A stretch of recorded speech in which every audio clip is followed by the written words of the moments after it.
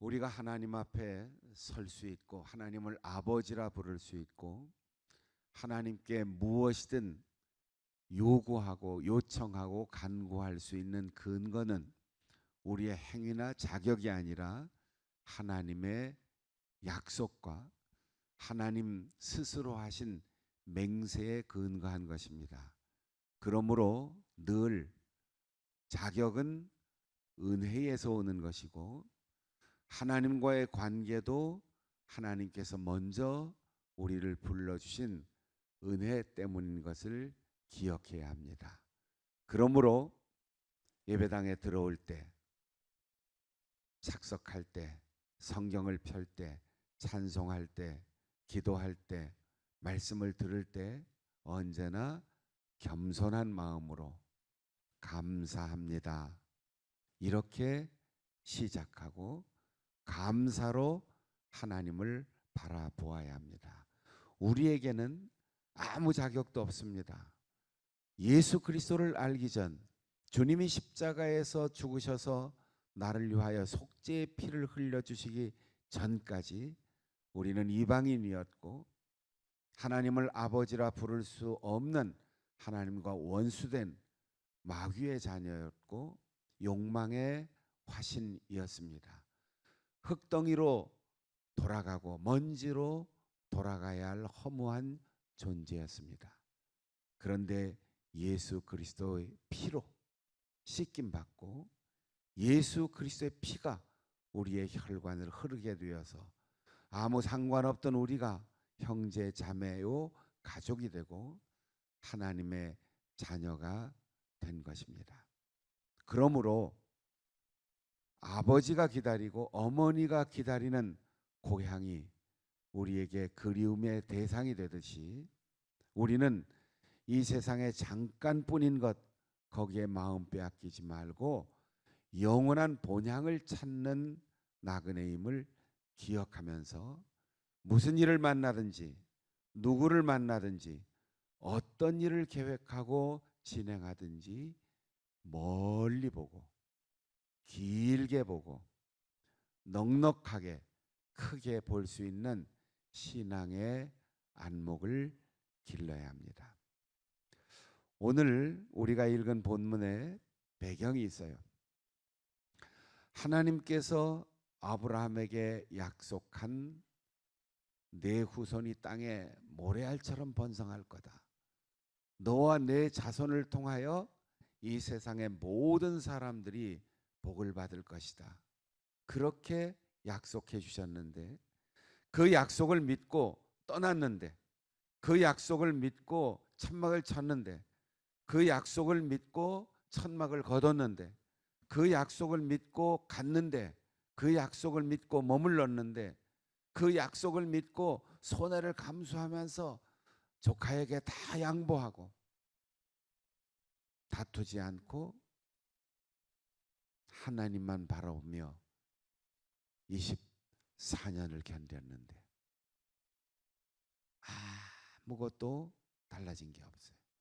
나이는 99세가 됐는데 임신 한번 해본 적이 없어요. 후손은커녕 민족을 이루기는커녕 아들 하나도 없어요.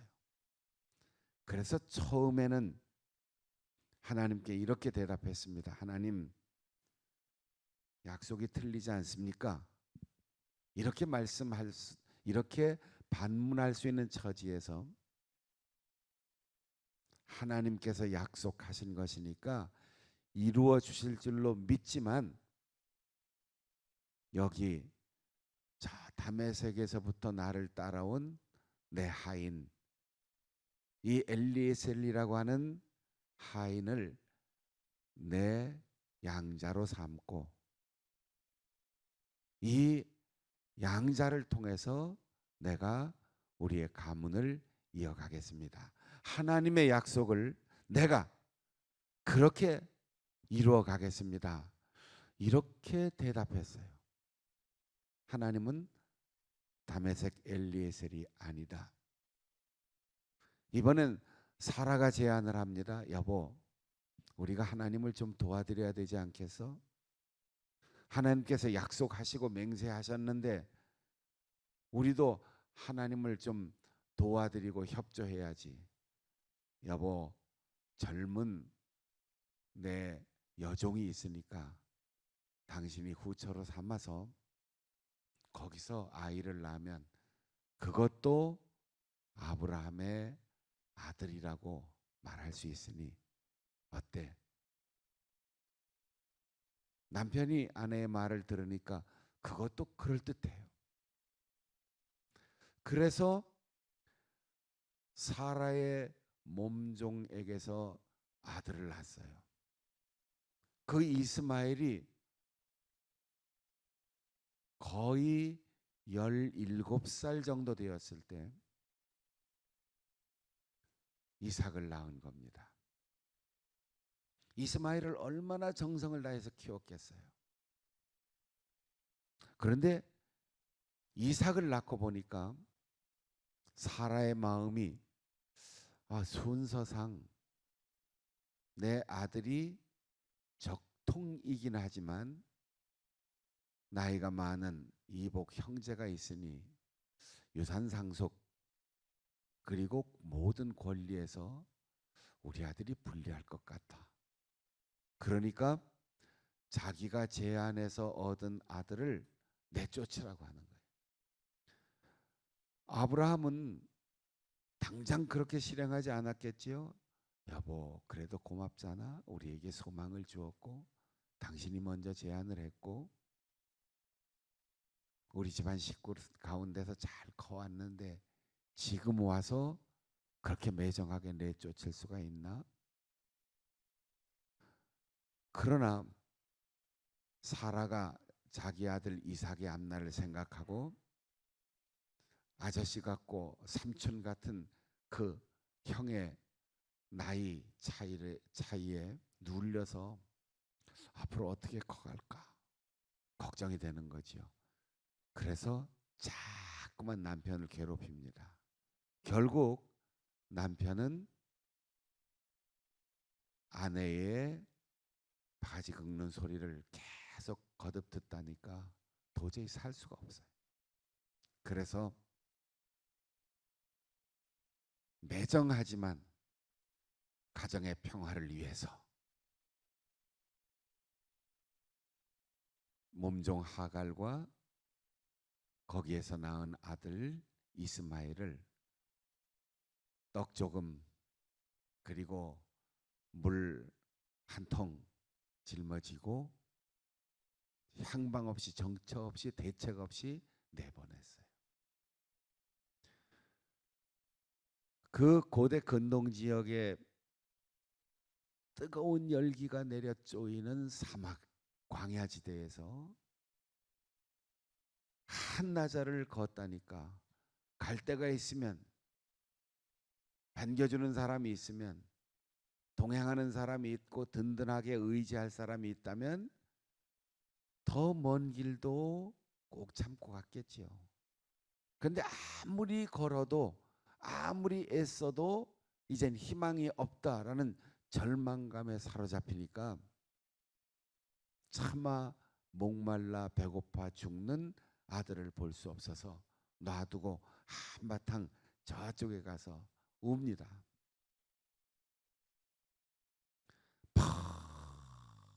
펑펑 눈물을 흘리면서 소리질러 우는 그 울음소리.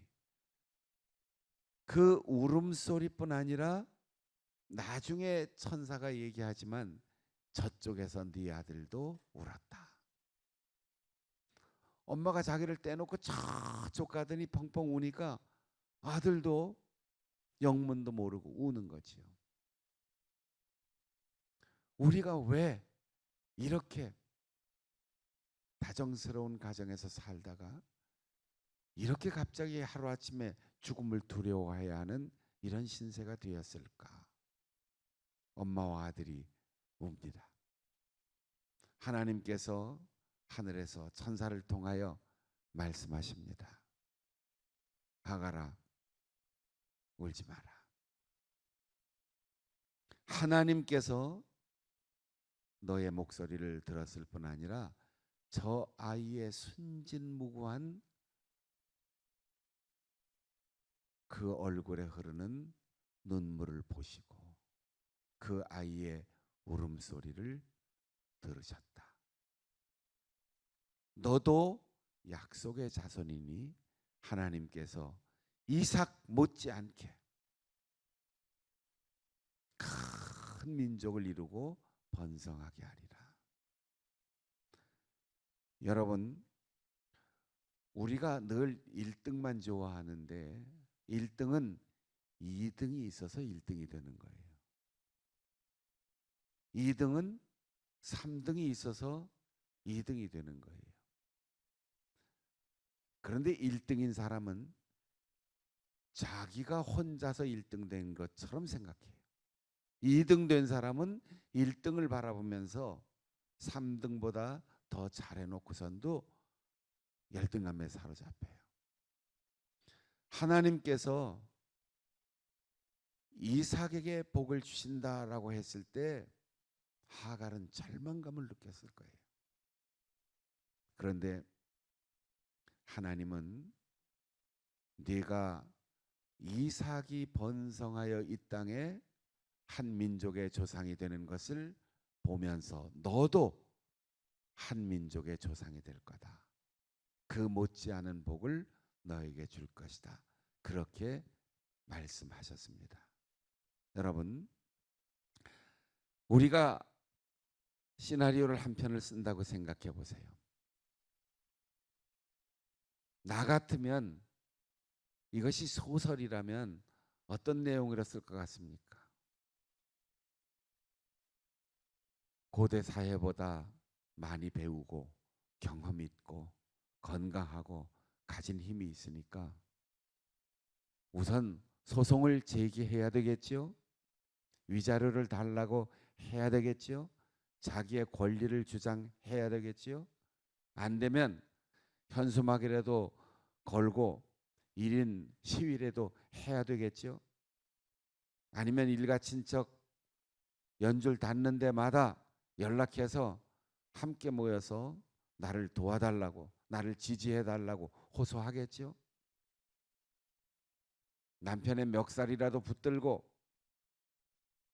자기 여주인의 치맛자락이라도 붙들고 싸우든지 통사정을 하든지 먹고 살 수는 있게 해달라고 얘기해야 되겠죠. 바보처럼 그냥 쫓겨나느냐고요. 할 말이 얼마나 많은데, 얼마나 자기가 당당하게 얘기할 수 있는데 이럴 수가 있습니까? 그런데 하나님의 약속은 권리를 찾기 위한 투쟁에서 오지 않아요. 하나님의 약속은 자기의 공적과 내가 지금까지 어떻게 해왔는데, 이 집안을 살리기 위해서 내가 어떻게 살았는데, 어떻게 수많은 서름을 극복하면서 이 집안을 위해서 내가 내 주인들을 위해서 헌신했는데 자신의 업적을 나열하지 않습니다. 나는 이렇게 무시받을 사람이 아니라고 주장하는 데서 오지 않습니다. 하나님께서 천사를 통하여 내 눈물을 보았고 내 울음소리, 내 간절히 부르짖는 그 소리를 들었다. 여러분, 하나님을 만나려면, 응답을 받으려면, 영원한 것을 얻으려면 하나님 앞에 무릎 꿇고 지나온 삶을 다 내려놓고 두려움도 다 내려놓고 울어야 돼요. 건조한 눈을 가진 사람에게는 보이지 않는 게 있어요. 눈물이 흐를 때 열리는 새로운 눈이 있어요. 눈물 흘리고 통곡하고 천사의 음성을 들은 다음 눈을 들어보니까 바로 샘물 옆에서 목말라 죽겠다고 지금 울고 있는 거예요. 빵집 앞에서, 식당 앞에서 배고파 죽겠다고 울고 있는 거예요. 세탁소 앞에서 주름을 잡고 있는 거예요. 여러분, 하나님이 눈을 열어주시기 전까지는 눈이 열리질 않아요. 그래서 자기의 눈으로 보고, 흙덩이의 눈으로 보고, 병든 눈으로 보고, 바울 사도가 눈에서 비늘이 벗겨진 것처럼 벗겨져야 할 이 파충류의 눈, 이 눈을 그냥 가지고 있으면 세상에서 먹을 것만 보고 세상을 공격적으로 대하고 모두 다 맹수인 것처럼 보이고 두려움 아니면 불안 아니면 분노 속에 살아가게 되는 거예요. 눈물이 흐르니까 눈이 열려 샘물이 터져 흐르는 것이 보였어요. 이번 특별 새벽 기도회 기간 동안 여러분의 눈물을 보기를 원합니다. 여러분이 눈물 흘려 기도할 때 우리의 메마른 사막 같은 인생에 샘물이 터지는 축복이 있기를 바랍니다. 소리 질러 부르짖어 기도할 때 천사의 음성을 들을 수 있기를 바랍니다. 여기 와서 박순영 목사 얘기 백날 들어 소용없어요. 별로 잘생기지도 않은 얼굴 마스크를 쓰고 하나 마스크를 벗고 하나 그게 그거예요. 그런데 하나님의 음성을 들어야지 돼요. 하나님께서 나에게 말씀하시는 하가라, 이스마엘아, 아무개야, 내가 너를 위하여 준비한 게 있다. 내가 너의 목소리를 들었다. 억울해하지 말라. 힘들어하지 마라. 두려워하지 마라. 불안해하지 마라. 눈을 돌려 아브라함의 집을 보지 말고 마음에 원한을 품지 말고 봐라. 옆에 솟아 흐르고 있는 샘물을 보라. 중요한 건 옆에 있어도 모른다는 사실이에요. 옆에 있어도 보이지 않는다는 사실이에요. 눈이 건조한 사람에게 보이지 않는 것, 그것이 은혜의 축복인데 눈물을 흘릴 줄 아는 진정한 신앙인, 우리가 언제 울어봤습니까? 언제 소리질러 봤습니까? 언제 죽을 것 같다고 하는 두려움과 공포를 가지고 하나님을 두려워하는 마음으로 매달려 간구해 본 적이 있습니까? 이번 특별 새벽기도 기간 동안 나의 부르짖는 기도를 들으시는 하나님, 나의 눈물을 보시는 하나님, 그 하나님 앞에 간절히 기도함으로 여러분의 마음속에 기쁨의 샘물이 터지고 여러분의 가정의 행복의 샘물이 터지고 여러분의 신앙생활과 교회 출석과 예배에 정말 성령의 놀라운 불길이 다 활활 타오르고 여러분의 직장과 기업에 축복의 샘물이 터져 강처럼 흐르는 놀라운 은혜를 받기를 축복합니다. 축복합니다. 축복합니다.